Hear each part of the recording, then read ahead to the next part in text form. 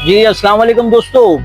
आप लोगों को ऐसा लगता होगा कि एक्टिंग करना बड़ा आसान काम होता है, लेकिन देखें वाकई शायद आसान काम हो, लेकिन एक एक्टर को एक्टिंग की लाइफ में क्या क्या करना पड़ता है ये देखिए। ये ओशन मॉल मेरे सामने है, सामने मेरे पीछे ही जो है ईएनजी की गाड़ी खड़ी हुई है। हम ऊपर यहाँ ओशन मॉल में रिकॉर्डिंग कर रहे हैं, लेकिन ऊपर जो है अभी रिकॉर्डिंग में कुछ टाइम बाकी है। तो देखें एक्टिंग करना इतना आसान काम नहीं जितना आप लोगों को लग रहा होता है। एक्टर को बहुत सारी कुर्बानियां देनी पड़ती है। देखिए कुर्बानी ये भी कि यहाँ फुटपाथ पर आम पब्लिक की तरह बैठ के खाना करना पड़ रहा है। कोई बात नहीं, लाइफ में ऐसा भी होता है। इंशाल्लाह जब कभी किसी और शूट पर जाऊंगा और वहां का एनवायरनमेंट आपको दिखाऊंगा तो यकीनन वो इससे बहुत अच्छा होगा।